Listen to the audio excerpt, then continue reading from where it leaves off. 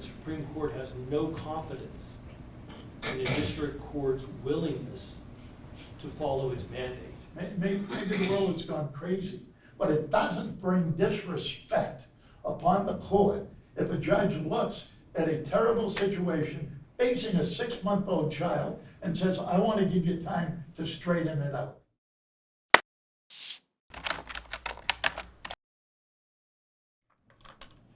And then Ms. Allen, there was a hearing on 12/27. Remember that hearing? Of what year? 23. Of 23. I don't Just- all right, in yeah, particular.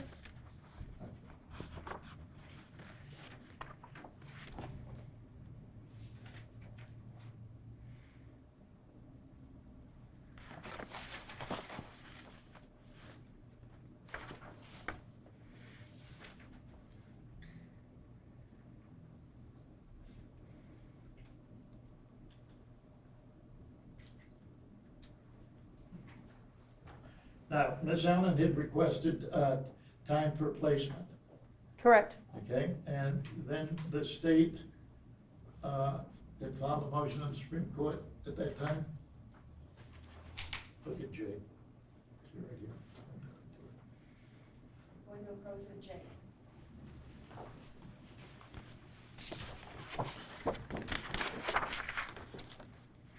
So this is minutes from December 27th of 2023, where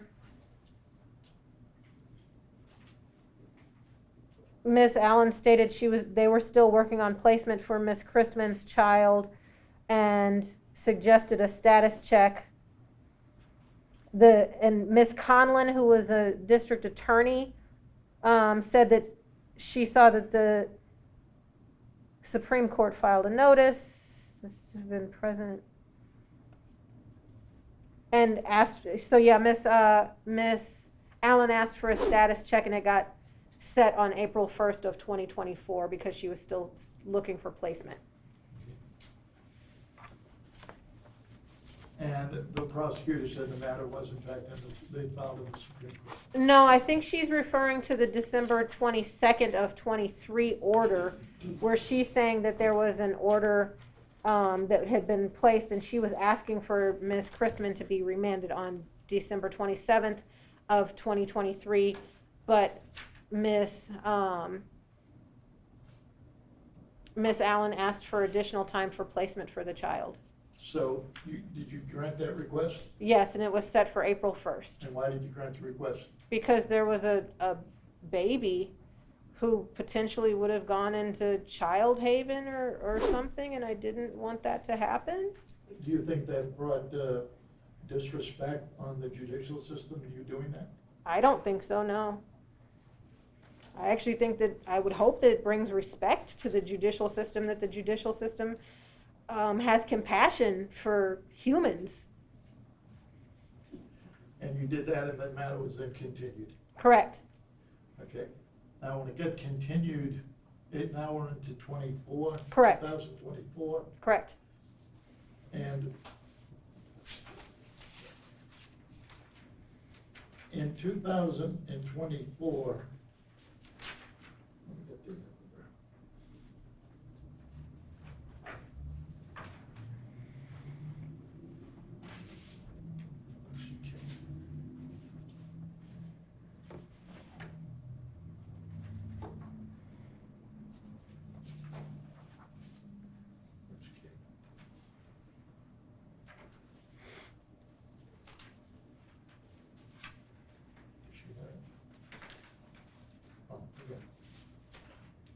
If you would look at K, and does that refresh your recollection as to what happened on the April 1st hearing?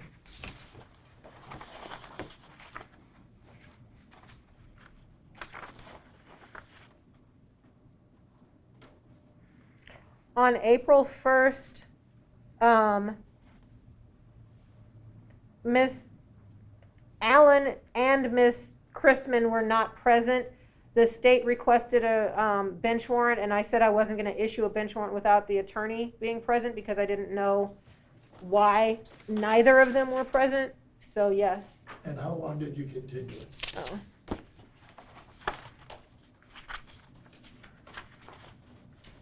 Until the 3rd, April 3rd.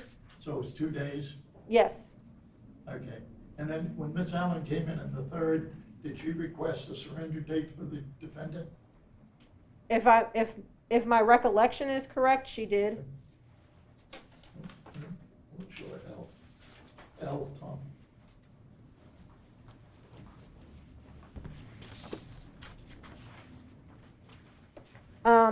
She requested a surrender date of April 23rd, and I ordered Miss Christman to. She was present again. It looks like on. She was present. Miss Christman, it says she was present, and I ordered a surrender date of April 23rd and told her that she must physically be present on April 23rd of 2024. And does it also indicate in there that the state's got a matter on this in front of the Supreme Court that has been resolved?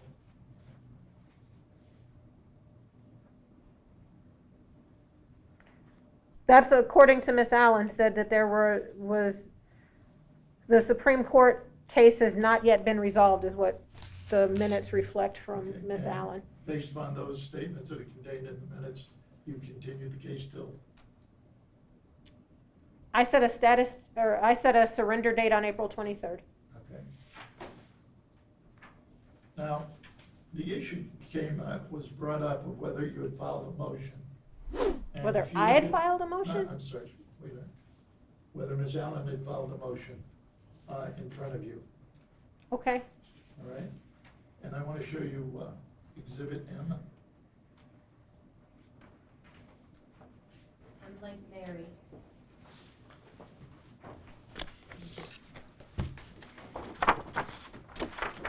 Exhibit M is Miss Allen's motion to modify the sentence of Miss Christman, which was then filed on April 4th Okay, on April 4th. of 2024. And was that a very extensive motion? It is very thick, I'd say an inch and a half of paper, so maybe 150 or so pages. And this is just me guessing.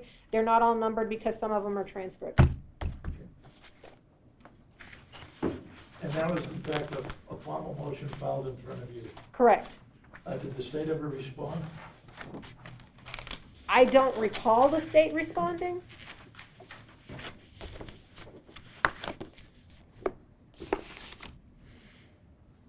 The surrender date got continued again.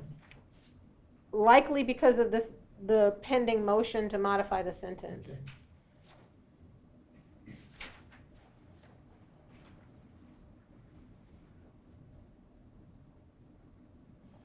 All right, now that motion to modify was filed April 4th, Correct. 2024. Correct. So that motion was filed and pending in front of you before any motion to recuse had happened. Correct. The motion to recuse actually came in April 23rd, 24th. They filed it April 24th, but I was not made aware of it. Yeah, let me go through that. The motion was filed. When a motion is filed, is it normally that the sitting judge gets a copy of that motion immediately? No, All right, who sets the date? the clerk's office. Do you have any input in setting the date? No, So that's done automatically by the clerk. correct. So when the clerk sets a date, that is the notice to the parties of when the date is. Correct. Okay? And I want to show you, And the way I prepare my calendars, it's usually a couple days, depending on how fast I am. It's a couple days before that calendar is heard that I will become aware of whatever motions are on that day. could I show you when? N, as in N. Nancy? Yes. Correct.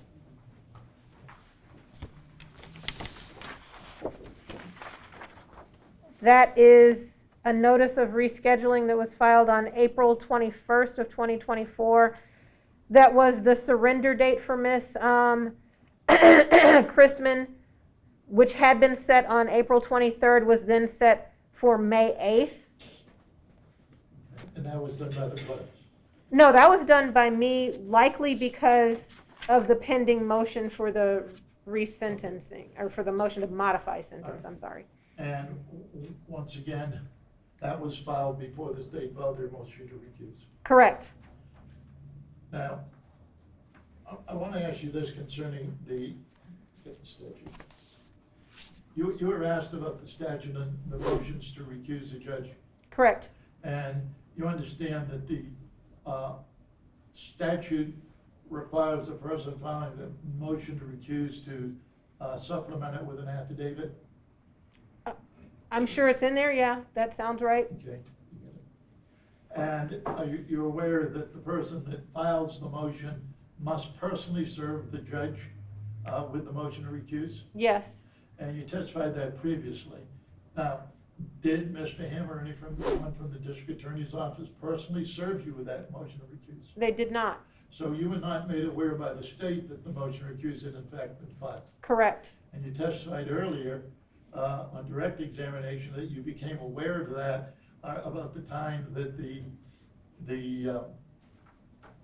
motion to strike had been filed. Correct. Somebody did notify me of the motion to strike, which was filed, I think it was May 1st. And so that was the first time I became aware of the motion to recuse me. Now, we're good. Motion to strike.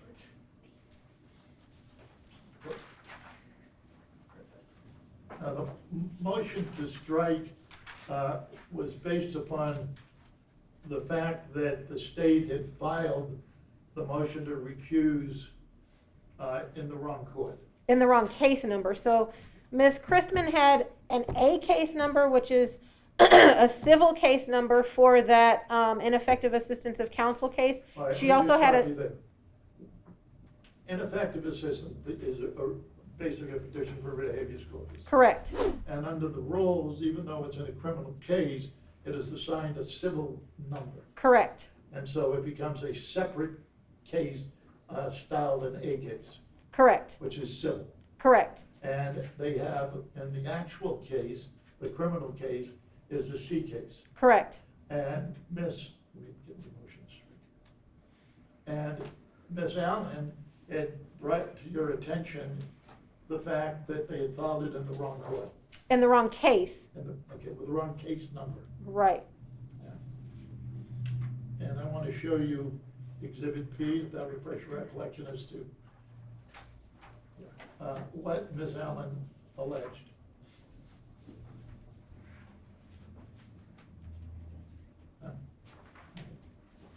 P is in Paul.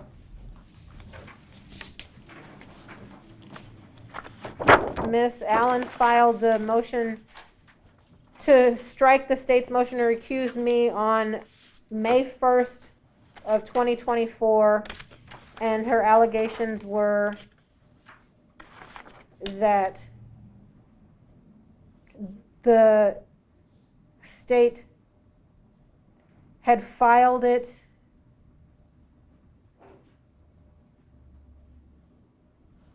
in the wrong case number. I'm trying to see if she's saying it should have been filed in the C case number or if it should have been filed in the A case number. It looks like it looks like they're saying, Ms. Allen is saying that they filed it in the C case number and it should have been filed in the A case number. And so And did you rule upon that motion? in that minute order that was dated May 2nd of 2024, I did. Okay, so let's be clear. There was a motion to recuse.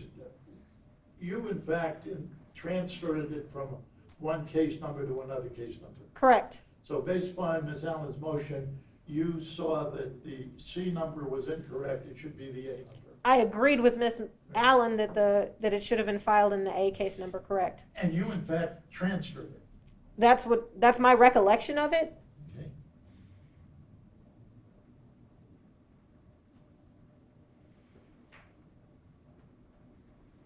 And looking at the exhibit that you have in front of you, which is Q, do you have Q? No, I have P. All right. You were asked about Q, which was the minute orders dated May 2nd. Q is one of the minute orders dated May 2nd. It's the one that struck the state's motion to recuse and said that it would be, the matter would proceed in the correctly captioned case number A-19-7974445-W.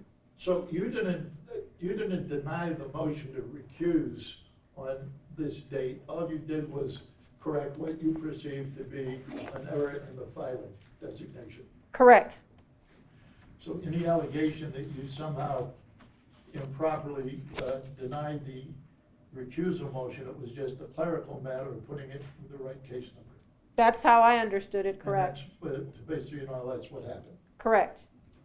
Then the same day, you ruled on the motion to modify sentence.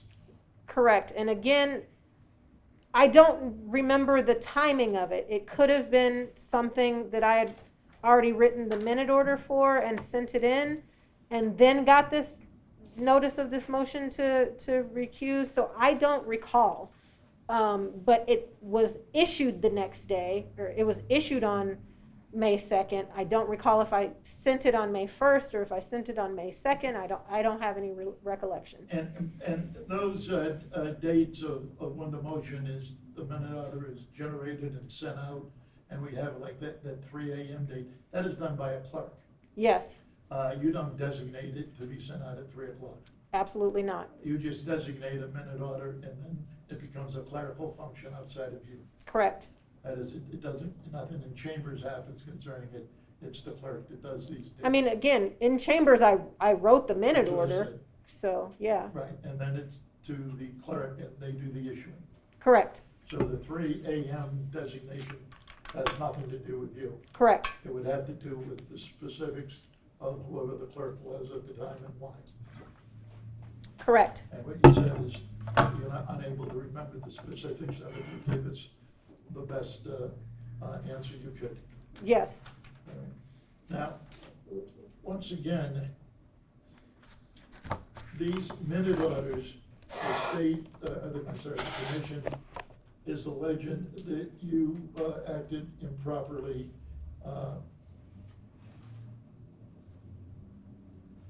and affected public confidence in the judicial system. Do you believe that you issuing those minute orders had any effect on public confidence in the judiciary? I don't. Do you intend to do that for some bad reason? No. And why did you issue them? I issued the minute order on the motion to modify the sentence because that was a pending motion. Then I issued the minute order on the motion to strike the motion to recuse me because I thought it was in the wrong case number, and so I was trying to put it in the correct case number. And that was so if anyone looked at it, they could find it in the case number. In the correct case number, yes. And that would not add to confusion, it would eliminate confusion as to where it was properly filed. That's what I was trying to do, correct. During this period up until this time, because this basically is the end of your involvement in the Krmpotic case. Yeah, All right. Now, how did you get on the Krmpotic case? it was assigned to me when I took the bench.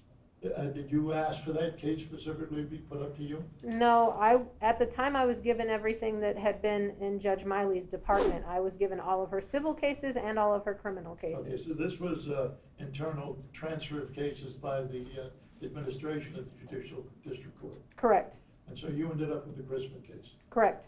Did you know Ms. Krmpotic? No, Did you ever met her? no, I've still never met her. I don't, Prior to this, have you ever spoken to her except in court? no.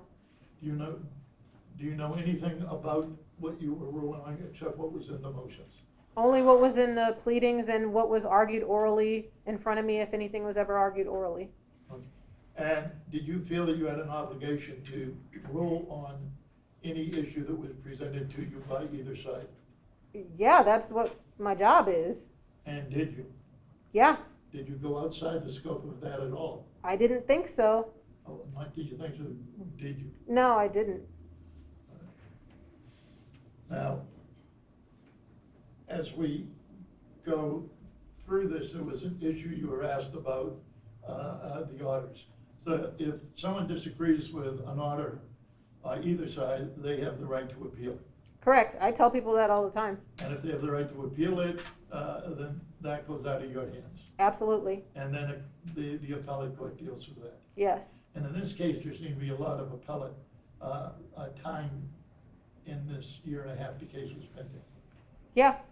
As a matter of fact, the Supreme Court had the case, what do we figure, a year and 3 months out of the approximately year and a half. So the Supreme Court had the case from sometime in 2021. They issued their final order in December of 2022. Then Miss Allen did a motion for an additional evidentiary hearing, and then the state took it up, and the Supreme Court had it for another 9 months. Now, that's basically, after the case was over, have you had any contact with Ms. Chrisman? No. Now, there was questions of you being asked about orders that were issued by other judges. Correct. Now, that was Judge Johnson. Yes. He was your, At the time, he was my track partner. right. And so cases go generally from you to him. At the time, yes. Once you were notified that you were off the case, which I think was May 3rd, Correct. did you have any involvement at all in the case? Outside of the judicial hearing? No. All right. So after Judge Johnson got it, did you go back and try to pull the file to see what was in it? No. Had you ever done that? No. Even except in preparation for what we've done here today? No, I have not. Now,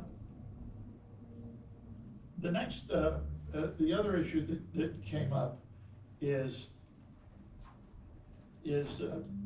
well, let me go back and just to make the thing. They said that you had a clear bias in favor of Chrisman. Did you? No. So your decisions were based on the merits of the motions filed by the parties. Correct. And you deny that you were biased in this case. I do.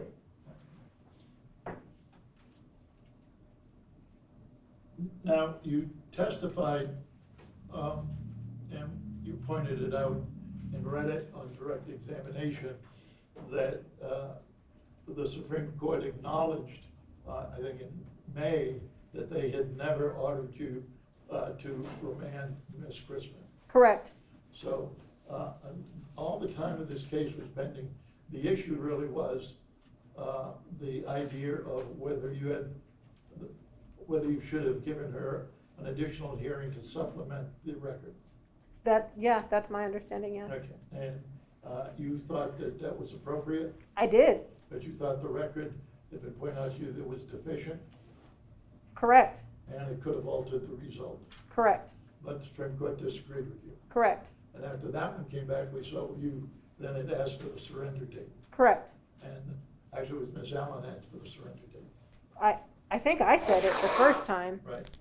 I think, if I remember that December 27th, I think I set a surrender date. And then basically, the things that we talked about were the things that went on in January and February, March, and April. Of 2024, correct, yes. 2024. Mhm. And once again, that dealt with the motion to recuse. So the motion to recuse was in April, yeah. Okay. Now, the last thing I want to do is there was this testimony about having an interview with the investigator. Correct. Are you aware of any rule where the Judicial Discipline Committee told that you must drop everything and give an interview? No. And you testified at the time when these requests first started that you were in the jury trial. Correct.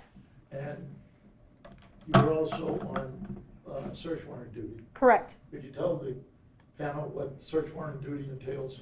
So, search warrant, there's a primary search warrant judge and a secondary search warrant judge.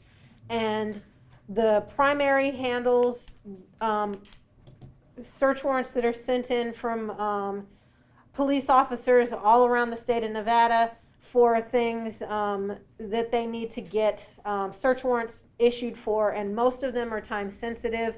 I can't remember if at the time we were still under the program where you had to answer the calls and swear them in, or if they were just sending things to the queue to get signed, and they were swearing themselves in. But I don't remember if I needed to be answering phone calls and returning phone calls, or if I was just going in and reading search warrants so that police officers could get warrants for things like a suspect's phones, or things like trying to get their email, or put a PIN register on someone to find out they're looking for an outstanding suspect who they have probable cause to believe committed, say, a murder, or say a robbery, or say a home burglary, or something like that. And so they're sending all these warrants in, and so primary is supposed to handle most of those. And then if they can't get in contact with the primary, then they have to contact the secondary judge. But that's what it is you're handling all the search warrants from pretty much all over the state of Nevada, because they send most of the ones come from Metro and Henderson, and we even will sometimes get ones from the investigators for the Attorney General's office and things like that. So. All right. But the fact is, at the time we were talking about when they were requesting an interview with you, you were in a jury trial, Correct. and the jury trials you have 12 people plus alternates. It depends on if it was criminal or civil. If it's criminal, it's 12 plus alternates. If it's civil, I think it's 8 plus alternates, if I remember correctly. All right. Did you feel that your duties in the jury trial would take precedence over an interview with the investigator? Correct. I did. You weren't trying to avoid the interview? No. Okay. And in addition to the search warrant duty in the trial, when that ended, you were on vacation? Yes. And that was a scheduled vacation? Yes. And that had been scheduled for a period of time? Correct. And you had left on what date again? So my last day in the office was August 7th, but I left town on the 8th. And when did And you if come I back? remember correctly, the last day in that trial was August 7th, which is why And when did you come back? I came back to town on August 22nd. I came back to work on August 26th. On August 26th, and when did you do the interview? August 29th. And we had set that up Correct. within a few days you coming back off vacation. Correct. And did you feel that your vacation was a vacation that you had to schedule in advance? I don't think I understand that Well, question. your scheduling, if you were taking the time off, you had to do something with your calendars. Yeah, I had a senior judge handling it. I think at the time it was Judge Barker. I could be wrong about who it was, sorry. I guess the question is, your vacation, you felt took precedent over the interview because you could do the interview as soon as you came back, Yeah, and you did. yeah. I have nothing further, thank you. Thank you. Thank you. Mr. Bradley? No questions, Your Honor. All right, if you'll both pause for a moment, please. I'd like to invite members of the commission to request additional information, if any, but I don't believe it's appropriate for the commissioners to ask questions directly. So if any member of the commission has any questions they'd like to examine, we'll just go ahead and state them to both attorneys, and then you can reframe what you hear into appropriate questions of the witness. So do any members of the commission look for any additional information? I do. Okay. Commissioner Sanford, I would like to understand more on the on-call search warrant telephone. How many calls are tendered and how long that search warrant period of time lasts for you, Judge? How long did you have that call or that job, I guess, for lack of a better word? So I think we should curate all the questions at once and then have you approach. So thank you for that. Any other commissioners? The other question I would have is, I'm somewhat confused about the order that came out in August of 22 or 23, I guess, in terms of the Supreme Court order, and then you're saying something about December, but I see nothing in my file about December. I don't know what you're talking about. I don't know what, how do you determine if something's final or not final or whatever the situation is? I'll just join in that question. If the first order reversing was entered on August 11th, 2022, would you proffer procedurally at some point what happened to December? It was a denial of en banc consideration or a remediator? When did the remediator issue, if any? When did jurisdiction return to Judge Ballou? Any other commissioners? Yes. Procedurally, I'd like to understand the motions for recusal. I know normally there's a request for submission, but I want to understand whether the motions for recusal are brought to judge's attention prior to request for submission. And I guess I want to piggyback on that one in terms of asking the question as to whether the motion for recusal is submitted first to the district court, because it looked like it got submitted to the Supreme Court, not to the district court relative to the recusal. I didn't understand that process. Thank you. Anybody else? Yes, I'm interested in knowing Judge Ballou's experience. What's that? I'm interested in knowing the judge's experience as an attorney in criminal law before she took the bench. Thank you. Any other commissioners? All right, counsel, with that aggregated, you may proceed. I have no problem with it. All right, listen. All right, the first one on search warrants. So, Can you do this first? Tell us how it is assigned to the various judges and how long the duty lasts and what it is you do in the search warrant duty. okay, so you have search warrant duty first, your secondary search warrant judge for a week. So it goes from Monday morning to the following Monday morning. Then you trade the duty and you become the primary search warrant judge. When you're primary search warrant judge, you get calls overnight. So anything that happens right now, the way the program is, and I don't remember when it changed, the secondary search warrant judge has the phone from 2:30 to 10 p.m.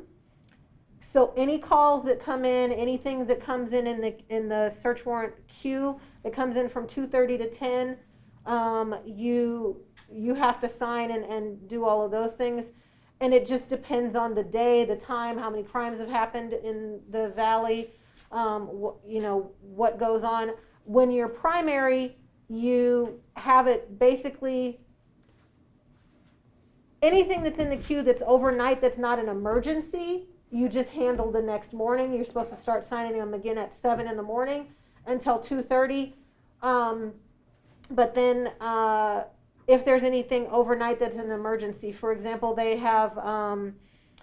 they've frozen the premises because they got a suspect outside, but they think that there might be something inside of evidentiary value, but other people may live there. So they've frozen the premises so that they need a search warrant to be able to go in. And so you could get a call. I had search warrant phone, I think it was a week and a half ago, where I got 3 calls. So I got one at midnight, one at 3 in the morning, and one at 5 in the morning. So, and it was all related to the same murder, but that's when they're getting more information, and so they need to learn more. So it always just depends, but there are a lot of calls and things that you need to take in the queue. I hope that answered the question. I'm not 100%. Let me ask you this. How do they get in touch with, how do they know that you're the search warrant duty judge? So you get a phone. A specific phone? Yeah, they hand you get a phone and an iPad, so that if you're ever out, because if you're in the office, you can do it on your regular computer. At home, I can do it on my regular computer, but if I'm out and I get an emergency, I would have to be on the iPad. So I take the iPad with me and sign it on the iPad. So you get the phone and the iPad. And how long you is the primary You're the primary for 1 week. and secondary? 1 week. Okay.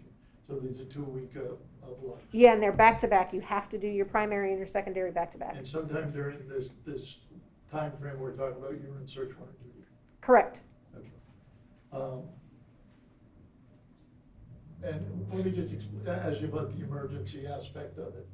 These are search warrants where law enforcement will call you when they have an emergency to perform some sort of search, so it'll be legal under the Fourth Amendment. Correct. And then you have to listen to what they say. It depends on if they're sending me, so they do have ones that are telephonic, and they also have ones that, hey, it's an emergency, I'm sending it to the queue right now. So you either are listening or you're reading. Okay. But you consider what the officer says and you make a decision and then you go from there. Correct. Okay. Any other suggestions on search warrant duty?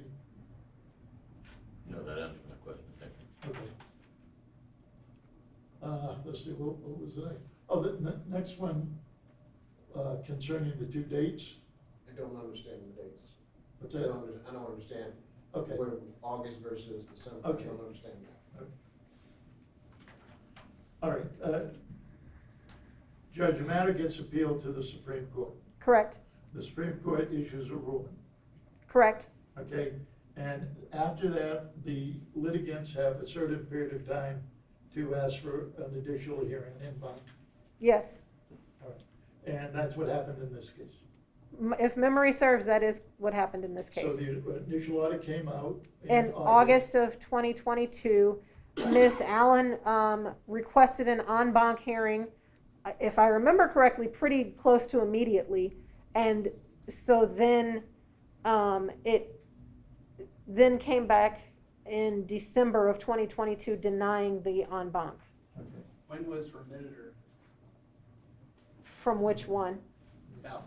The December one? Yes. I believe that's when the remitter was the December 22nd of 2022, Can you- if I remember correctly.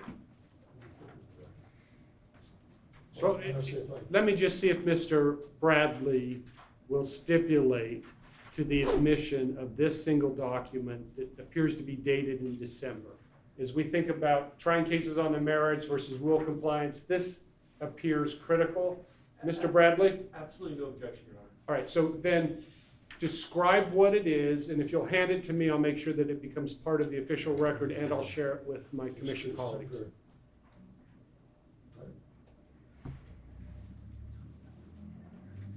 We don't have that. All right. Let me explain first what the ones I brought with me. The audit is issued on December 22nd. Whatever reason, it's listed down, but we didn't bring it. What I asked her about was the hearing in open court, or where the state files the motion, saying that 2 days before the Supreme Court. Is there an order denying en banc reconsideration, or consideration, or is there a remitter that's file stamped in December by the Nevada Supreme Court? That's what we're looking at. Yeah, you heard? Yes.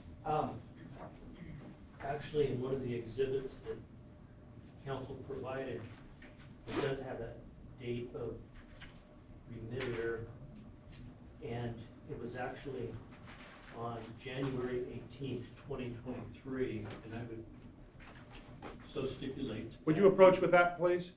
Just the single document, you pull it out and then you look at it.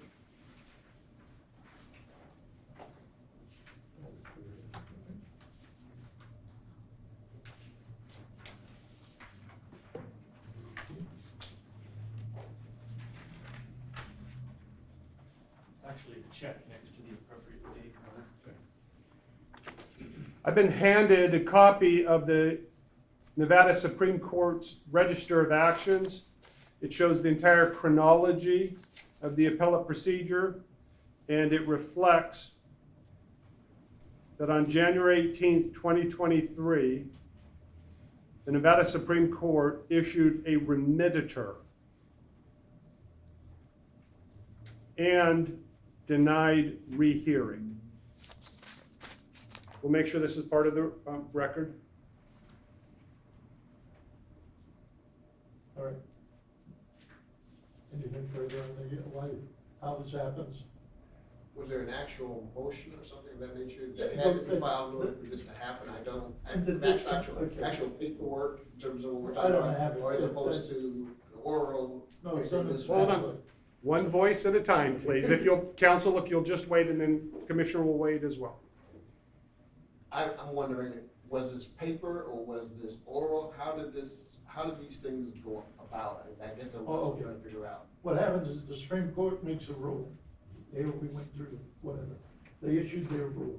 That was in August. That is the first rule. Then the litigant, the Supreme Court only has 3 justices hearing each case, all right? We have more than 3 justices. So when you ask en banc, means ask all the judges to consider the case. That is done, Ms. Allen can testify to that, if she remembers, she was one that did it. But that is filed in the Nevada Supreme Court, not in front of district court.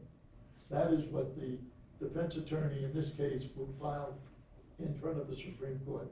After that, the Supreme Court then rules on the en banc issue, which they apparently did on December 22nd of 2003.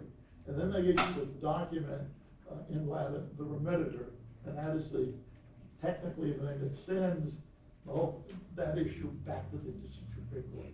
Cases have to get transferred up and they have to be transferred back. So those are the 3 dates that are there. The initial ruling, the request for en banc is in pending. They rule on the en banc December 22nd, and then they issue remember, Supreme Court's busy, they don't get this stuff out. So counsel, what you're doing is appropriate, but I want to pivot now toward it to evidence again. I invited the questions. I think the question is answered. Let's pivot toward more evidence, please. More evidence of what? I think there were additional questions about history as a practitioner, Okay. about the procedures for the motion to recuse, and how it becomes part of the judge's knowledge. The statute. All right, well, to the best of your knowledge, we know that a motion to recuse was filed on April 24th. Correct. Okay. Where's this? You'll have to give me a minute, this type is, we have to, I'm blind, I can't. For the service on her.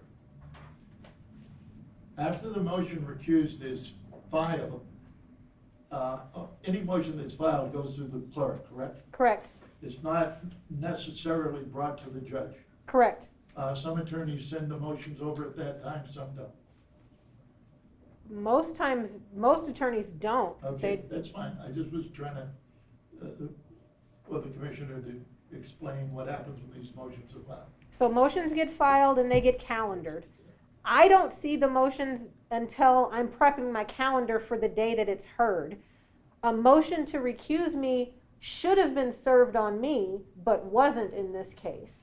So that I knew that it was happening, so that I didn't rule on any pending motions. But I didn't know that there was a motion to recuse me until Miss Allen's motion to strike that motion to recuse me happened. I think, is that the question that, I'm not sure I'm answering the question correctly? I have a follow-up on it. Under the statute, under subsection 5, you've read the statute before. I don't know what statute you're talking about, just the statute. The recusal statute. 1.235 sub 5. Okay, The statute says, at the time the affidavit is filed, a copy must be served upon the judge sought to be disqualified. Service must be made by delivery to the, of the copy to the judge personally or left in chambers. correct, and I don't remember that happening in this Okay. case. Now, that's a requirement of the motion to recuse. Before the thing goes into motion, they have to, they are, the statute says they're supposed to serve you Correct, personally. correct. And your testimony in front of the commission is no one served you. That I recall, I do not recall anyone serving me with this motion. The first I remember knowing that this motion existed was when I received Miss Allen's motion to strike. And that was May 1st, 2024. Correct. But it could have been the next day. I don't know if it was May 2nd. But it was an appreciable period of time. It wasn't immediate as required by the statute. Well, she wasn't required to serve me with her motion at all, but my recollection I'm is, not talking about your motion, I'm talking about. I didn't file any motions, Betsy's Let's motion. stop, you had a motion to recuse filed April 24th. Correct, The statute says they're supposed to serve it on you personally immediately. correct, Your testimony is the prosecutor who filed the motion and the affidavit and the motion to recuse did not follow the statute. that's my recollection, correct. Okay, and the first time you heard about the motion to recuse was on the 5th or on or about the 5th of May. First or second. The 1st of May, when Ms. Allen filed her motion to strike it. Correct, Okay. So that's the testimony that you have concerning the motion to recuse. correct. Is there any follow-up on that? Your Honor, may I? Yeah, just direct it to counsel so we don't become part of the examining attorney's role. Probably do a better job than me. I mean, I think I already know the answer to this, but I just want to establish for the record, my understanding is both the criminal matter and the habeas matter that we're referring to as cases A and C were both in front of Judge Ballou. I think they were asking you to ask the question, Tom.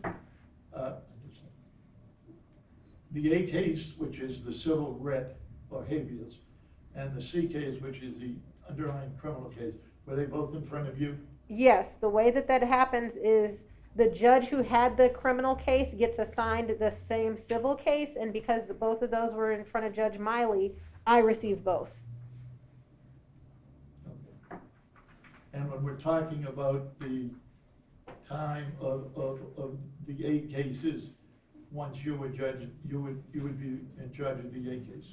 And the C case, And correct? the C case. Yes. But you had the obligation to make sure they were filed properly. The motions to recuse, yes. Okay. And so you changed it from the C to the A, the civil case, Correct, because you felt that that was the appropriate case. correct, You weren't dismissing the recusal, you were just placing it in the proper correct. court, correct? Proper case, Club case, and that was done in May. correct. And we had a question about the judge's practice experience. I, Can you tell us about your practicing of law, both as a judge in private practice or as a practitioner? my first job in May of 2020, I'm sorry, God, this is so long ago now. May of 2003, I started in the Clark County Clark County District Attorney's Office as a law clerk. Then that was a 1-year contract. Then I was from May of 2004 to July of 2005, I was in the Federal Public Defender's Office in the Capital Habeas Unit. And then from July of 2005 through December 31st of 2020, I was in the Clark County Public Defender's Office. I don't know, do you want specifics? I don't know what else you want to know. In the public defender's office, what were you assigned to? For most of the time, I was just on regular track, which is just general. When I first started, track had adult sex cases that you'd be defending, but then later that got moved to the sex team with the child sex cases. So I could have had anything from criminal trespass misdemeanor up to robbery with a deadly weapon, first degree kidnapping, anything that wasn't a murder or a sex assault. Again, when I first started, it was child sex assaults, but then they moved adult sex assaults off track too. Then for 5 years, I was on a specialty team, which was started in 2013, the domestic violence team. So it would have had anything from misdemeanor domestic violences always up to, I actually had a murder that had a domestic violence component. So anything, and you just handled the regular caseloads and did all of the motion work and appeared in court and all of those things. Basically, when you were assigned to a case, you had the case from beginning to end. Correct. So you were then the attorney for the person from the beginning to the end as a general rule. Through sentencing, I didn't do any appeals. That also was not on regular track. There's an appellate team in the You Clark didn't County. do appeals? Not at all. With criminal cases in the Supreme Court? Not at all. I've lost track of it anymore. I think that's it. Mr. Bradley, do you have any questions in response to commissioner questions? I do, Your Honor. You want to do it then, you want me to go?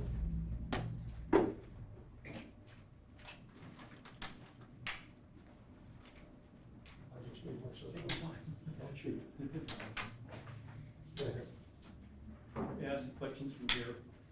I just want to make sure that you're captured by camera. Would you move toward the podium, please? Sure. Thanks. Judge, you testified that you struck the motion to recuse you because it was filed in the C case, the criminal case, right? Correct. And you thought the correct case would be the A case because it was the habeas one. Correct. Judge, are you aware that the motion to modify the sentence was filed in the C case? I can show you a copy of the motion if that would refresh your recollection. That sounds right. I mean, no, I don't need to be refreshed, but it sounds like it should be filed, because the motion to modify sentence is related to the C case, but the recusal, if I remember Betsy's motion, was talking about the recusal motion was talking about everything that I had done in the A case, and so that's why I thought it was the appropriate venue for that. So in the motion to recuse, they were accusing you of being biased. The state did not want you ruling on the pending motion to modify the sentence. But they had been, So they- I'm sorry. Excuse me. Sorry, So I thought you were they filed finished. the motion to recuse in the C case so you wouldn't rule on this motion, correct? Again, my recollection, and it's been a minute since I read either one of those, but my recollection of the motion to recuse was that they were talking about everything that I had done in the A case, and so that's why I thought that was the correct venue for it. But you would agree that the state decided to violate in the C case and the motion to modify was pending in the C case, and you struck the motion to recuse in the C case. I would agree that that's what happened, but I wouldn't agree that it was the correct place to file it. I thought that based on the fact that they were saying everything that I had done in the A case was wrong, that it should have been heard in the A case. But if all of your actions showing your bias and prejudice I were would in the object. A. Hold on. It's sustained. Would you please reframe that? The allegations refer to what the state contended were evidence of your bias from things that you did in the habeas case. But if you were prejudiced in favor of Chrisman and against the state in the habeas case, pretty clear that those same motivations would apply in the C case. But that's why it should have been filed in the habeas case, because they're saying that the habeas case had all of the allegations. So it should have been filed in the habeas case. That would have then meant that I couldn't do anything on the criminal case. But in order to have it apply to everything, it would have had to have been filed in the A case, and that's... Okay, will you all pause for a moment, because counsel attempted to say something and recognized that the third voice would be in Did you wish to say something, counsel? Yes, the characterization of the question by throwing in, it shows you bias against the state, or the state thing, the filing, the state objecting shows bias. If that was the case, that's just not a correct statement. Okay, I understand. It's overruled. We have our record. Go ahead, please, Mr. Bradley. No, I think I've established what I wanted to Okay. establish. Does the, Yes, I have. Mr. Pitaro, do you have any additional Yeah. witnesses? Yes, I do, but I have an additional question based on what he said. I didn't announce at the beginning that there would be one direct, one cross, one redirect, and one recross. You're within that, but this will be your last opportunity. So go ahead, please. Mr. Bradley said and or implied that the fact that you ruled on the motion to recuse show that you were biased against the state. Is that correct? I don't remember him saying that, and also it's not correct. Okay, so the rulings you made were not based upon any bias for or against the state or the litigant. Correct. I'm done. All right, Mr. Pitaro, does Judge Ballou have any other witnesses? Yes. All right. We're going to take another break. It'll be faster than the last one. This will be 10 minutes. We'll see you at exactly 11 o'clock. On our record. And Mr. Pitaro. Thank you.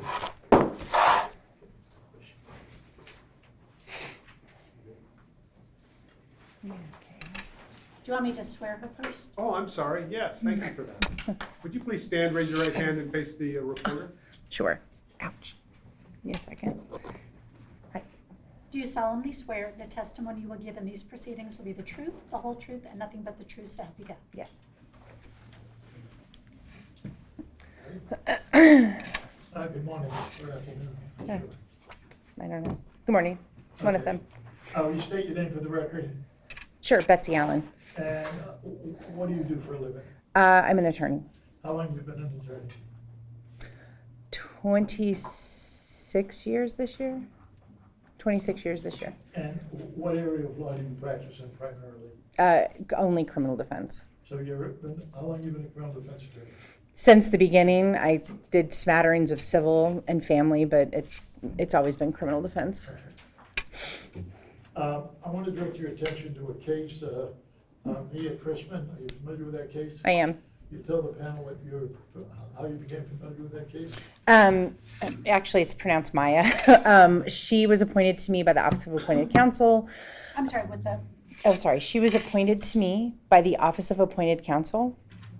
I don't remember the year or when. I don't remember any of it. For the purposes of post-conviction, I don't know if you want me to. That's how I know. That was my case. Can we tell the panel what post-conviction is? So when someone has gone through the, I guess the trial process and then the appellate process, it's remanded from the Supreme Court on a remediature, and they can then file post-conviction. That is primarily challenging the work the attorney did at the trial level and appellate level. So I was challenging what her attorney did for her, basically at the trial level. My understanding is that she had originally filed a pro per, and then you came and worked on it. Correct. Do You know will. what a pro per writ is? Pro per writ is when someone, the defendant or the litigant files it themselves. They file their own pleadings. It was apparently, I think, brought to the attention at the time of Judge Stefanie Miley, and she contacted Drew Christensen, this is all standard procedure. They contact the judge, and then the judge appoints, the judge contacts Drew, Drew calls me, and I go in and accept appointment of counsel. So Drew Christensen was the one who appointed you at that time? Correct. Judges don't appoint us anymore. All right, so the judges have no input into who gets the case? No. And so then you took over the Chrisman case, Miss Chrisman's case. I did. And what did you do? I met with the client, got the file, looked over everything, and eventually filed a supplemental petition based upon what her attorney did at the trial level. And did you find what you considered were substantial errors? Yes, very substantial. And based upon that, what did you do? Filed the supplemental petition alleging ineffective assistance of counsel. Okay, and after you filed the supplemental, did you have a hearing? There was I think it was a multi-day hearing. I think it was 2 or 3 days. 3 days? Yeah, 2 or 3 days. That's pretty extensive even for a writ such as this, isn't it? Yeah, because just for context, she had pled guilty and was sentenced, and so 3 days is a pretty extensive hearing for someone who pled guilty. That I alleged her attorney had done a terrible job at her sentencing for a multitude of reasons, which I'm sure no one cares about in here. But it was a very long hearing for the context of what the case was. Yes. And what was the result? It eventually was granted. So the writ was granted in favor of Ms. Chrisman. Yes. Did you have any contact with Judge Ballou concerning her decision on what she should rule No, as parte? no. Did you have any conversation with her outside of matters in court? No. Now, we've gone through here, before you got here, a whole litany of events, but can you just give us a summary of what you did? You won the appeal. What happened to the custody of Ms. Chrisman? So I won the post-conviction. Oh God, it's been years. I apologize if I don't have the exact dates right, but, my brain purges things once I'm done with the case because I have so many of them, so I apologize. So I won the post-conviction, meaning the court granted a new sentencing. That was it. It was a new sentencing for my client.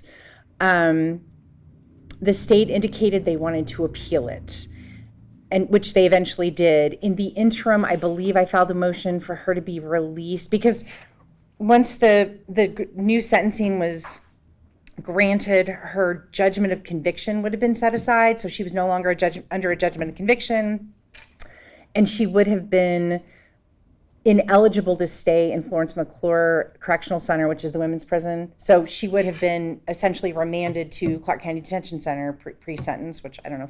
Anyway, I filed a motion to have her released.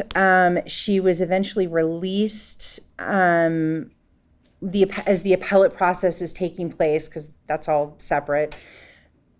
At some point, because she was, I think, was released with electronic monitoring or some kind of house arrest. And I want to say at some point, the Supreme Court still hadn't ruled on it. And I asked for the electronic monitoring to be removed, which it was because she'd been in perfect compliance. And we just waited. We waited for the Supreme Court. Eventually, they reversed what the trial court did, what Judge Ballou did. I then filed a motion for reconsideration in front of the Supreme Court, and I want to say when that was denied en banc, requesting the full court review it. Eventually that came back, and sorry. No, that's fine. Okay. Maybe throw to help you out here. The notice of appeal we've already had was filed in September in 2021. Is that comport with your memory? And that would have been by the state? Yes. Yes. And then in November of 2021, Ms. Chrisman was released in custody pending decision by the Supreme Court. Okay. That would probably be pretty accurate. And then after you requested en banc, it was denied. The Supreme Court issued an order in December 22nd of 2022. Okay. All right, do those fit in with what you remember concerning this? That sounds pretty accurate. And so the way you said, the Supreme Court took a long time to come to a decision. They did. All right, actually, according to from the notice of appeal to the December date, it's like 15 months. Correct. Okay, then we had testimony that the remediature was issued by the court in January. Of 23? 23. Okay, that would be about right. At the beginning of 23. Now,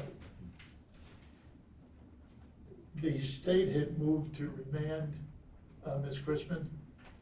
They did. I don't remember when. I think they may have done it a couple of times. I don't remember, but I don't remember when. But And you oppose those? of course. And what was the results? She was left out of custody. She had been in perfect compliance and working and doing absolutely fantastic out of custody. Okay, let me, concerning what's going on, and I don't want to go through and go over everything that we've already gone through. But there came a time after the remand that you advised the court or that you wanted an evidentiary hearing? Yes. Okay, and concerning issues that you felt were unresolved by the Supreme Court decision? Yes, I believe so, yes. Oh, that's right, yes. I wanted to put, I think it was Dr. Nicole Anders back on the stand, because that's what the Supreme Court hung their decision on, that she had not articulated something clear enough, and that's why they denied it. I believe that was it. Okay, and so it was, you wanted to do additional information, Absolutely. and you requested that of the court, Yes, I would have had to file a motion, yes. and then the court granted that motion? I believe so, yes. Now, after that motion was granted, did the state then file another writ mandamus in the Supreme Court? Yes. Correct? Yes, they did. They went back up. And that Supreme Court, that was done in, we have it in January of 2023, and the court's decision granting their writ came back in October, 9 months later. Yes, and that was significant to me because it took so long.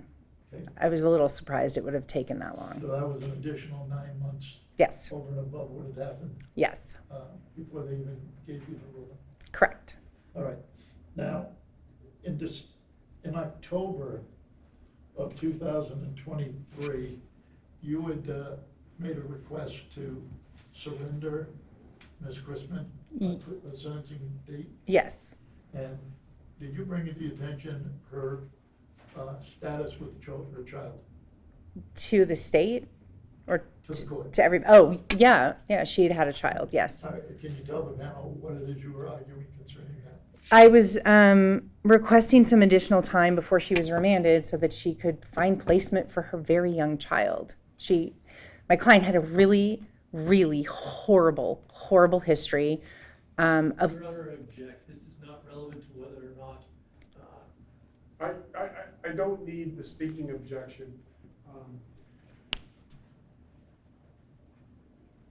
What we're about to hear is part of the record anyway. It has marginal relevance, but Judge Ballou offered as a defense that her compassion for Ms. Chrisman is grounded in the Code of Judicial Conduct. And I think it's appropriate that the commission hear some evidence related to that asserted defense. Overruled. Okay, can you briefly tell them? Just briefly, my client had a really terrible history. She had lost 2 babies prior to being incarcerated originally, and she had this child.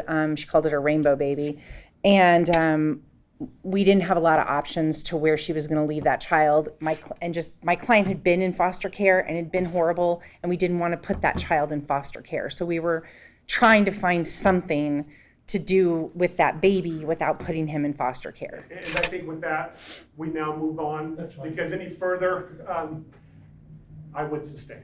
Okay, no, that's fine, I just wanted to have her briefly go through that. After the sentencing date was continued based upon, your request based upon the status of Ms. Chrisman and her child, there came a time when you actually filed a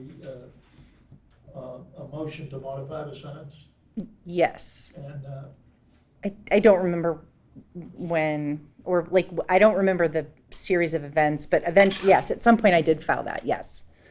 if I showed you the motion, would that help refresh your recollection? Sure. Yeah, sure, just as to the date. It's Amber, Go ahead, please. And like Mary. April 4th, 2020. Yes, okay. April 4th of 24. Okay. Now, that was that's the motion moved to modify the sentence, Yes. and that was based a quick overview of what? That, if I remember correctly, and I apologize, but I believe it was based upon the inequality in sentencing she got in relationship to her co-defendant, if I'm right. I maybe have to look at it. I apologize. All right, no, that's fine, but that seemed like a pretty extensive motion. It was, And this was a culmination of all the items that had been going on in this case since the remediature back in January. yes. Okay. Now, you would also, the day before, and this will be Exhibit L, you had gone in to the court and you requested a surrender date again. Yes, I had requested a surrender date. I want to show L. Let me show you the minutes, if I could, that's L.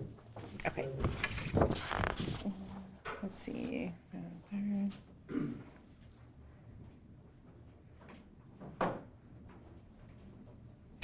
Um, The status check. yeah, correct. It looks like also the Supreme Court had not resolved the mandamus yet. If that's the case, then I don't really think that, well, in my mind, the court wouldn't have jurisdiction to do anything anyway. All right, but in any event, what it is that you had gone in requesting the sentencing date. Correct. You weren't trying to avoid a sentencing date, you were just trying to get it done so it'd be done properly. Yes. And then Ms. Chrisman would get the benefit of your work on her behalf. Yes. And Yes. you're looking for a fair sentence for her. Yes. And that was the purpose of it. Absolutely. Now, they then, the next day, which we were sure you filed a motion to modify, and then the dates get continued, but I want to go to April 24th, 2024. Okay. The state had filed a motion to recuse Judge Ballou. Yeah, I believe they did. I don't know the date, but I know they did, yes. It'll be, It's part of the commission's exhibits, and you can just tell her the date. okay. All right, they filed on April 24th, they filed a motion to recuse. Okay. Okay, and then the court had set a hearing on that, not the court, the clerk had set a hearing on that for May 6th. Okay. And in the interim, the state on April 29th filed an emergency petition, again, to the Supreme Court. Correct.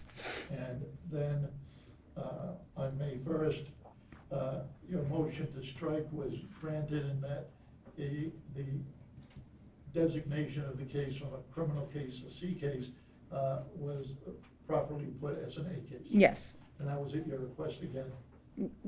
Right, correct. I filed a motion to strike because it was the state's motion, first of all, was filed in the wrong case. We were operating under the A, all of this has happened under the A case, which I won't bore everybody with why that is, but not the C case. And then additionally, they didn't file it right. They did none of the steps you're supposed to take to recuse a judge. It wasn't done properly. Now, when you filed the motion to strike it, when did you become aware they filed the motion to recuse? Do you remember? No, I mean, they would have, I don't know the date. I can tell you that what happens is when they file a motion, they either, I'm notified via Odyssey or whatever it is, whatever the operating system is, or they will email me a copy. So I would have been given notice probably the same day that they filed it. Okay, and you then filed the motion to strike on May 1st, 2024? Correct. And their motion to recuse, obviously, on April 24th, 2024, was a few weeks after you had filed your motion on April 4th to modify the sentence. Correct. So their motion to recuse came well after you had filed your motion. It was pending in front of the court. Correct. And then on May 1st, you got notice that it was changed from a C case to an A case. Well, no, I mean, that it had been refiled in the A case, yes. Okay, at some point, yeah, they did refile it. And we have the date of May 1st that you're filing the motion, and the minute ought to be an issue the next day, as well as your motion to modify the sentence was granted. Correct. And on the motion to modify the sentence, did you have any outside communication with Judge Ballou concerning it? No. Okay. Are you aware of Ms. Chrisman having any contact with Judge Ballou? No, she would have had no way to, no. And after those two motions, then you're aware the Supreme Court then had the case reset, or ordered the district court to reset it afterwards on May 3rd and beyond. I think that they remanded and ordered it be put with another judge, whatever that, reset with another judge or something, I think. And did you have any other involvement with this case with Judge Ballou after she was recused? No, no, there would be no reason to file any, no, because it was moved out of her department, so I would have no reason to file anything in her department after that. And no reason to discuss it with her? No, no. I have nothing further. Thank you, counsel. Mr. Bradley. No questions. Yep. Okay, well, I guess that's it. Am I finished? Hold on just a Oh, moment. sorry. Any questions for counsel about this witness? Was the motion to recuse filed in district court or was it filed in Supreme Court? District court, It's filed in district court. yeah. Thank you.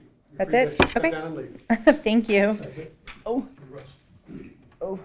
Thank you, Betsy. No problem. Counsel, are you prepared to, we are going to be in recess from about 11:55 until either 1 or shortly after 1, depending upon how much time you need to leave the building. Enjoy your lunchtime. If you're prepared to go right into closing arguments now, you are. I am. Is that your request? All right. Yes, sir. Go ahead, please, Mr. Bradley.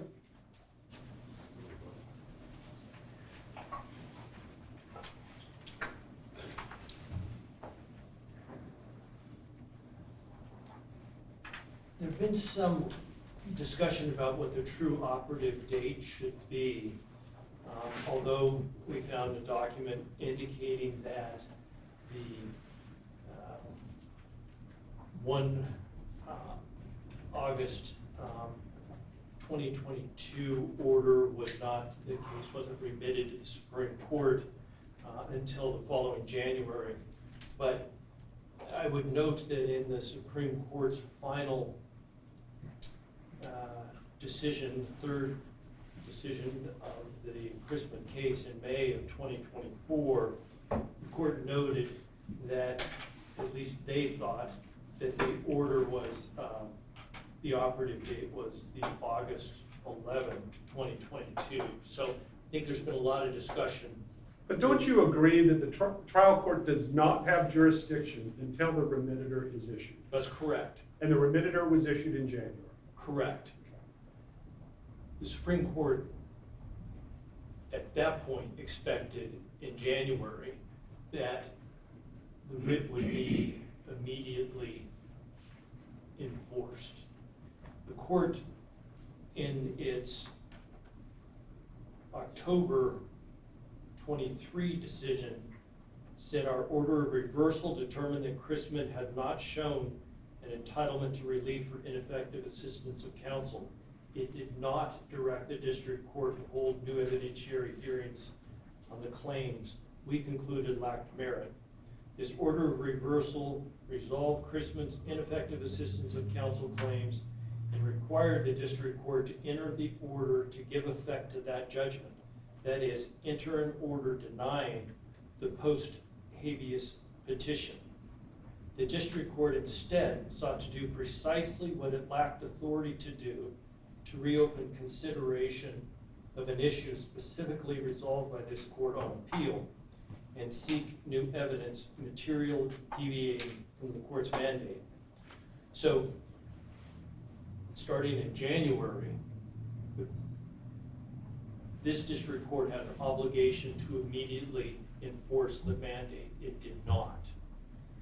When it failed to do so and order the evidentiary hearings, it was in violation, direct violation of the mandate. So the petition, the state had to file another appeal to the Supreme Court. And the Supreme Court then issued its final order, which showed that they didn't find that the district court had failed by accident or omission. They used the word refused. They said in that final order, we nonetheless are concerned by the district court's refusal to act. Refusal is a word that connotes intent, not accident. And I think that's really important for this commission to keep in mind. A refusal to act is not, I didn't understand. That's not what the Supreme Court interpreted the failure to act was. They said it was an intentional act by not doing it. It was a refusal, not a failure. So I think that that shows by clear and convincing evidence that both counts one, which was the failure to comply with the first mandate of the Supreme Court, was shown. And then it also shows count two, the second failure when the petition for mandate was granted. So those two counts are the primary counts I'd asked this commission to focus on. I think those are the ones that the Supreme Court obviously has given us direct input on, which is highly unusual to have the Supreme Court already providing detailed information about what they think the district court did wrong. Counsel, I want to track your argument. When you refer to the word refusal, you are referencing Exhibit 5, the order from the Supreme Court dated October 12, 2023. Is that correct? No, refusal, Judge, came from the following order. The one removing Judge Ballou? Yes. Which number is that? What number? It's Exhibit 10. And the word refusal appears, On the second page, first sentence of the first full paragraph, about halfway down. got it, thank you. So I think that is what I would ask this commission to focus on in its deliberations, is the language that we nonetheless are concerned by the district court's refusal to act. This court twice directed the district court to enter judgment in the state's favor on the Chrisman's post-conviction habeas petition. First in the state's appeal from the district court order granting the post-conviction habeas petition, and again in the writ issued in this matter. The Supreme Court goes on, lying down, we think it clear that a judgment in the state's favor on the post-conviction habeas petition necessarily entails recommitting Chrisman to serve the sentence imposed in the judgment of conviction. And they do notice, the counsel stated that they did not specify the exact date that somebody had to be, Chrisman had to be remanded into custody. But it says, neither our appellate mandate nor our writ of mandamus contemplated any delay, let alone more than 15 months have passed since we entered judgment in the state's favor. So the Supreme Court believes that by putting the judge on notice back in, at the first one in August of 2022, that this judge was obligated at that point, that once the remitter was granted, at that point it should be immediate, and it never happened. And the court goes on to say the writ was peremptory in nature and contemplated that district court would do the act required immediately after receipt of the writ. Given these circumstances, we are not convinced the respondent district court judge will comply. Those are pretty amazing words from a Supreme Court stating that the Supreme Court has no confidence in the district court's willingness to follow its mandate. So I believe by clear and convincing evidence, we have shown that Judge Ballou violated both counts 1 and counts 2. The minute order counts, the judge said she does not recall whether or not when she granted the motion to modify sentence, whether or not she had seen the motion to recuse. So from that standpoint, it is unclear, but. Can you point to any evidence in this record that rebuts the defense presentation that the state failed to comply with NRS 1.235? Because when I look at the motion to recuse, certificate of service, there is electronic service upon Ms. Allen, but there is no indication of any service on Judge Ballou. Are you aware of any evidence that would tell us that the state complied with its service obligations? No. We do not have proof of service. So I think, though, what we do have is the judge having actual notice because she granted the second minute order, which was stating that she was aware that there was a motion to recuse her, and she struck it. So that count, I think, is proven. Whether or not there was complete compliance with the statute about filing the affidavit, I think that's unnecessary. She's on actual notice that there was a pending motion to recuse her in the C case, the criminal case. There was a pending motion to modify in the C case, the criminal case. And the statute 1.235 and all of the cases say you can't make a decision. The judge's excuse was, I just wanted to move it to the right case. That's a decision. The law is clear. You can't make any decision. You can't say, oh, I think it's filed in the wrong place. You can't do that. So the judge is on actual notice that there's a motion, and she files an order. That's a violation of the statute and therefore of the code. So I think that one is proven. Just want to understand, your assertion that she violated the code is the minute order itself, not the order granting the motion to modify the sentence. Right. I would concede there's not clear and convincing evidence because they're dated both at 3 a.m. If one was dated or time-stamped at different time, showing that she had granted the motion to modify the sentence after she knew about, presumably, and had entered an order, then that count would still be valid. But I would concede that the count relating specifically to the granting of the motion to modify it, I can't prove by clear and convincing evidence. Thank you. The other one, I think, is shown by clear and convincing evidence. The one where she strikes the motion to recuse. The remaining counts are the failure to disqualify. We recognize that the standard is high. The operative case is the Millen versus District Court of Nevada Supreme Court decision from 2006 that. Hold on, counsel, stay with the statutory framework.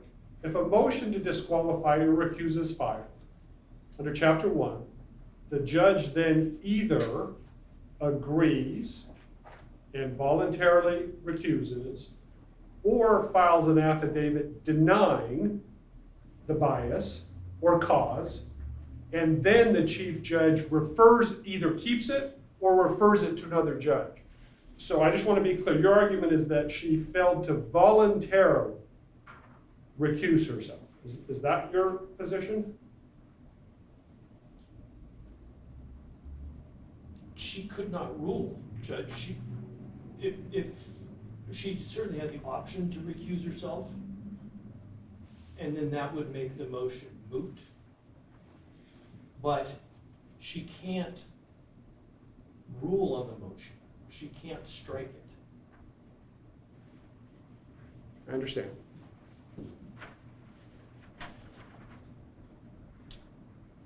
Cool. Can I go on Yes, to the please. whys? Thank you. So, the failure to disqualify,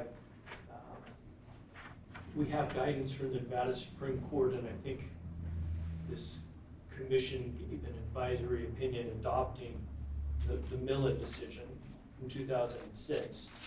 And basically it says that there has to be an extreme showing of bias that would permit the manipulation of the court and significantly impede the judicial process.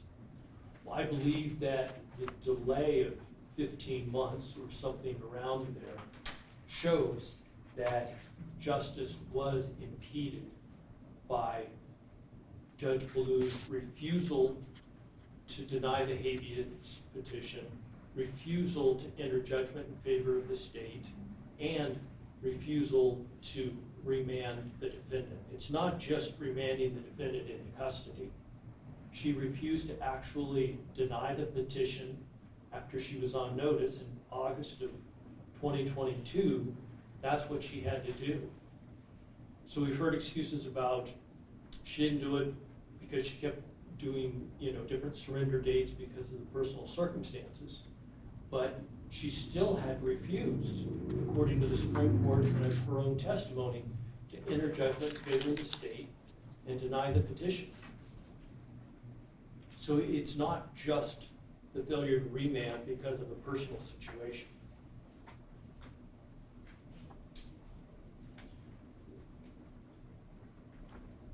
The final count is the failure to cooperate with the commission investigator and the commission itself.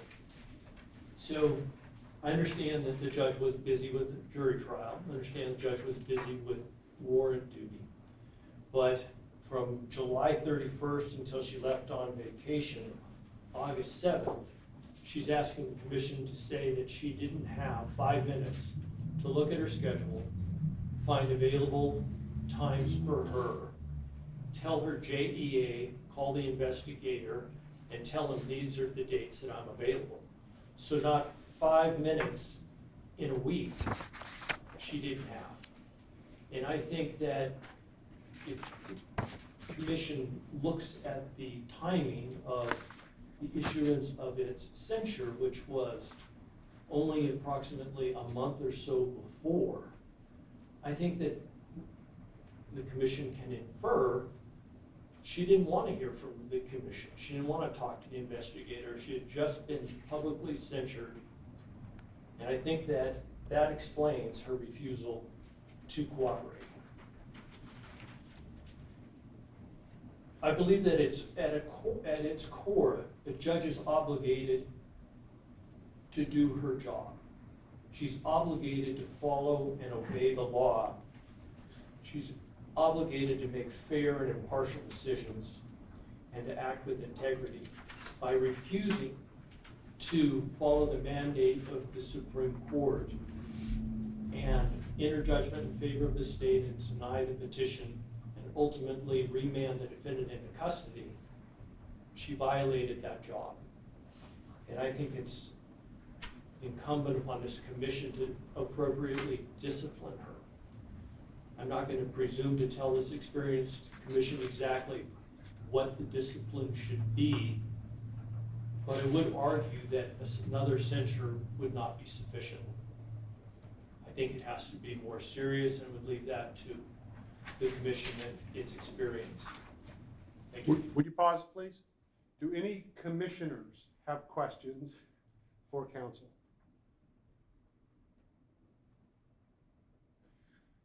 Well, I have one more because I'm still not satisfied with the answer. If you go to your pre-hearing brief real quick, do you have it in front of you? I do. Just grab it if you would, please.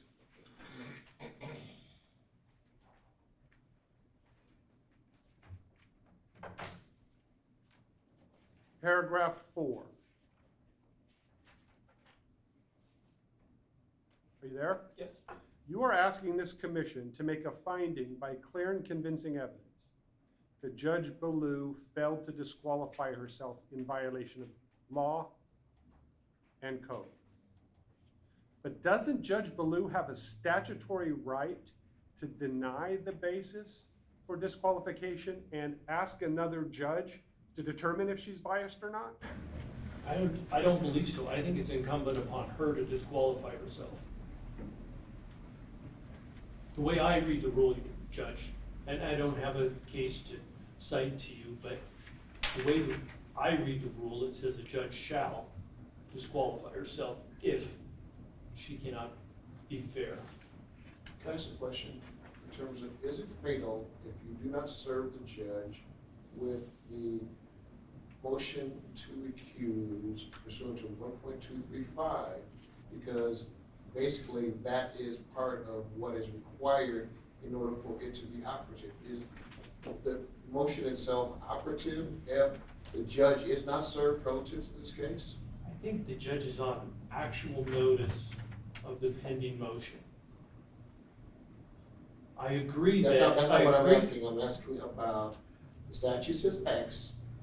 If you miss a part of the statute, is that a fatal law in terms of the filing, causing a refiling or reserving of the motion practice? I agree the state should have served her, and I agree the state should have filed the supplemental affidavit. But the fact remains, she's on actual notice of that. And I don't have proof that she was served. We have to accept her statement that she was not. And I don't know if the state was attempting to do that. I don't consider that a fatal flaw.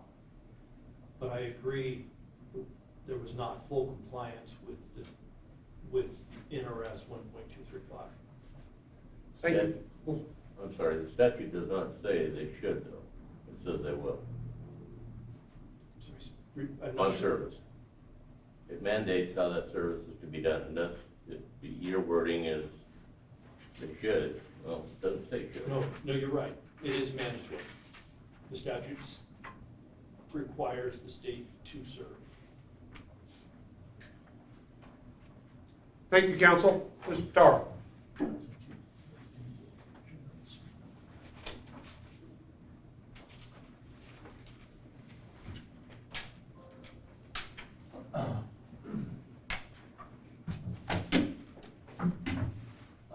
If I may, I think the attorney for the commission it begs the question with what he says. His overall premise is as follows in the recusal. He says, I think she was biased, therefore because I think she was biased, she should have recused herself, and she didn't recuse herself, and therefore that's a violation because I think she's biased.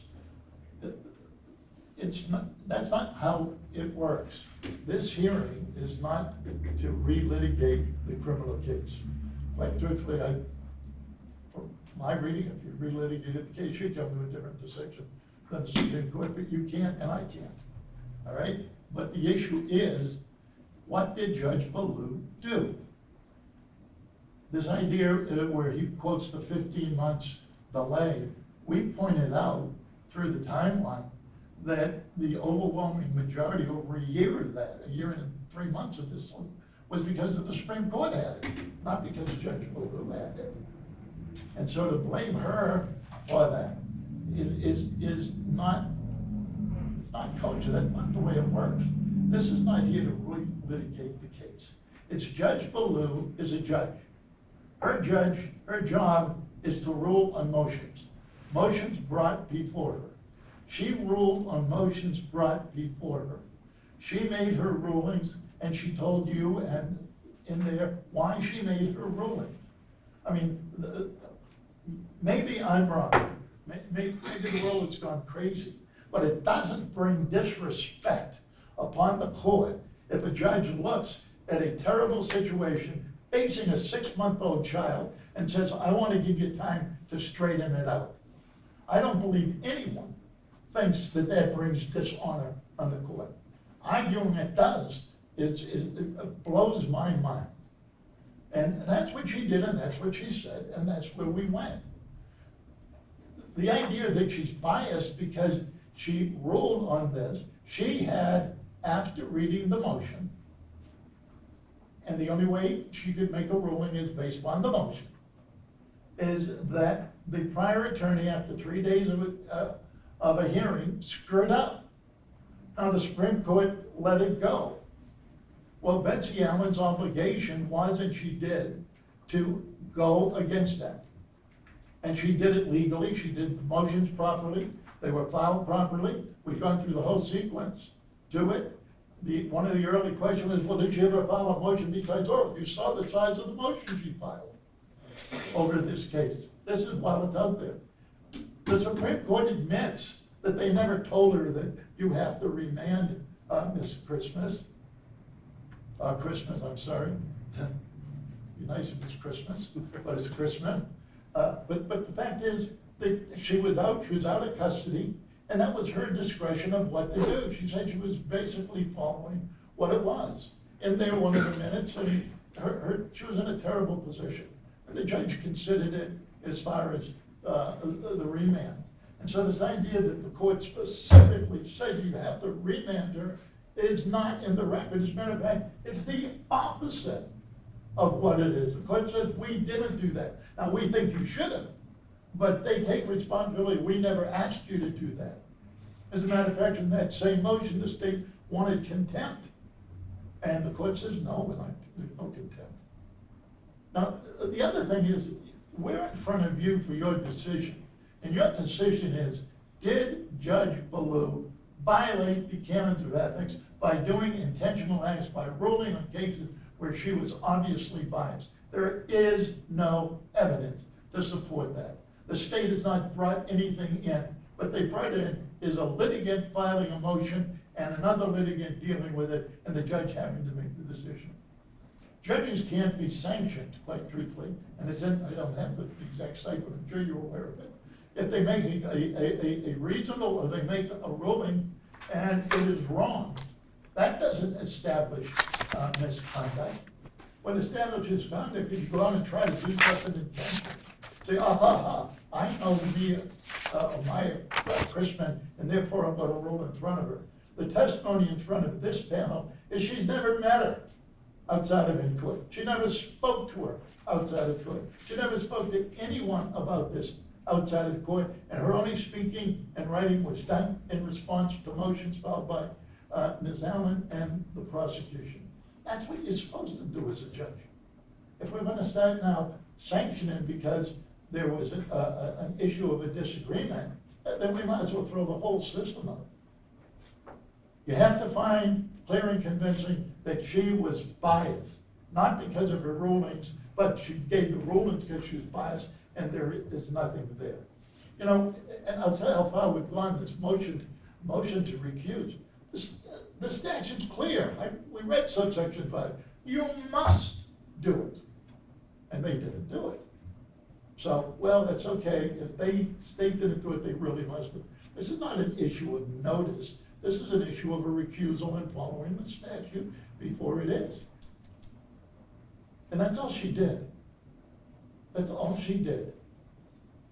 And she didn't try to avoid sentencing. She was trying to do it properly. And I think what goes to it's not prejudice because you have empathy and you understand the human condition. God, if we don't have judges that are out there that understand the human condition with people in front of them, then there is no such thing as judges.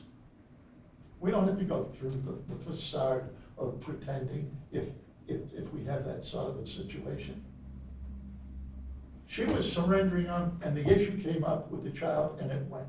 And then all other things went. But what was the important thing that jumps in the middle of it? It was the the prosecution takes it up to the Supreme Court and stops stuff again.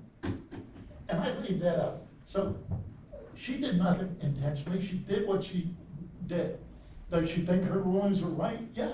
Just because the Supreme Court says you're wrong, what it means is legally you're wrong, but it doesn't mean you did something intentionally.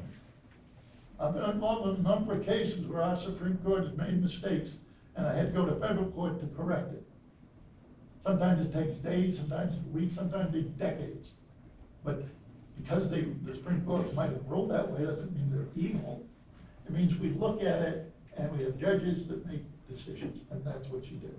There was no bias. There's no evidence of bias. As far as the interview with Adam, the investigator, I've done it with him. We set out to there. He knew she was out of town, I told him, it's in there. She was out of town, she was on vacation when those letters come out. They know where she was, they were dealing with me. And when did we do it? She got back on the 26th, back to work, and 3 days later, we're doing the interview. And believe me, they're not just, let's sit down and have a few minutes. Their investigator is very thorough. And I know how he is. It's not just get on the phone and say something. All right, I know it is the position of the commission in this hearing that the talking to the investigator was more important than search warrants coming in the middle of the night by Metro out there on crime. I know it was more important than conducting her jury trial with the jurors there and everyone in court. And I know they think it was more important than a pre-scheduled vacation, which she did afterwards. We disagree. I think they're wrong. I don't think they have a leg to stand on, that somehow shows a contumacious conduct against the state. There's nothing in the rules that say you have to drop everything, stop the jury trial, don't hear search warrants, and don't go on vacation. I don't understand that. I really don't. We set it up as soon as she came back. You know, everyone knows it. We did. So that's gone. The recusal, I just don't understand their obsession that I think she's biased, therefore she was violated the code of conduct when she didn't recuse herself, because I think she was biased. I don't think she was biased. I think she was eminently fair. I think she was compassionate, and she had empathy for the human condition, and that's what judges are supposed to have. She didn't violate the canons of ethics. This was a tough, miserable case, as you guys know. Just listen to part of the record we put in. I think you may have the abstract, and you can see what that is. And then you have this is a complicated case. But everything she did was based upon the actions of the attorneys bringing the matters in front of her, and she made a rule. Whether you like them or don't like them isn't the issue. Is where she out there violating, when she, a bad judge, violating the canons of ethics because she ruled it, and I didn't like the way she ruled. We don't need a Supreme Court if the district judges don't make mistakes or what they consider mistakes. We don't need federal courts to review Supreme Courts. District courts never make mistakes. I mean, we're all human. You make mistakes if they are mistakes. And she's saying she thought she was right. She would not have granted it, she said, if she didn't think they were right. That is the absence of bias. That is what you're supposed to do. She did what she was supposed to do. And she should not have to suffer the idea that she is somehow unethical in the way she did and how she handled herself. Because I don't think she did. No, I think someone ought to say thank you. Thank you for taking a hard look at a hard case and not just letting it go. Like many cases go. As a defense attorney, I'll say it. Many cases slide by because we have clients that are perceived bad or are bad. And so tie goes to the state. Well, in this case, she looked at it and she thought the state was wrong. And that's why she did. And it's as simple as that. And I ask that you people do what I consider the right thing and then dismiss these complaints against Judge Erika. Thank you. Thank you, counsel. With the burden of proof, you have the right to any rebuttal arguments. Very, very briefly, Your Honor.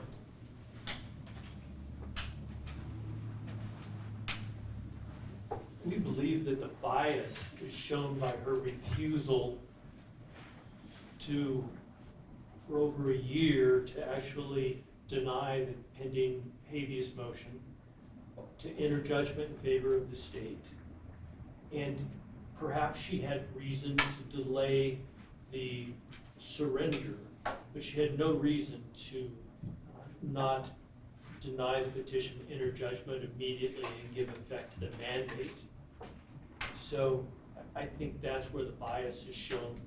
Plus, whether there was full compliance with the recusal statute, she jumped in as soon as she knew that there was a motion to recuse and struck it. I think that's evidence of her bias.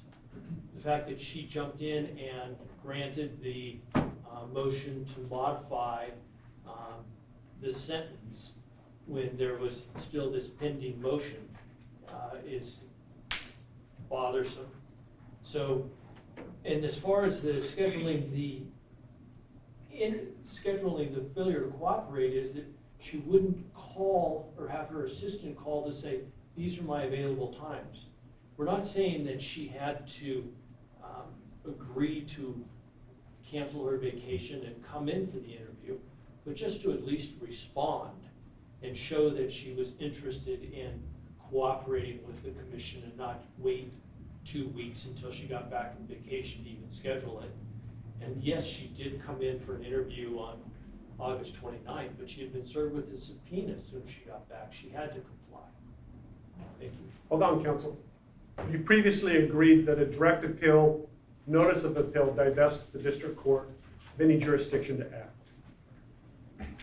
There is some talk about the time of appellate review.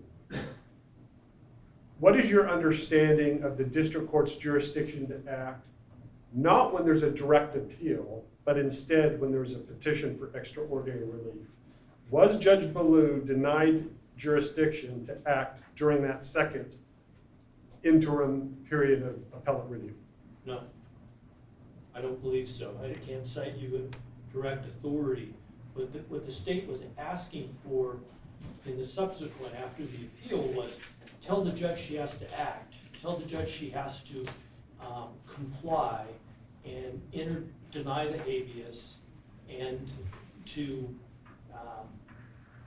enter judgment in favor of the state. And nothing would divest the district court from saying, okay, I'll do it. The state then dismisses its petition because it's moot. The judge finally did what they were asking for. And the petition they filed seeking to hold the judge in contempt also did not divest the district court of jurisdiction to act. And when counsel says that they didn't agree, you read the decision. It's not that they don't think that the judge was acting correctly.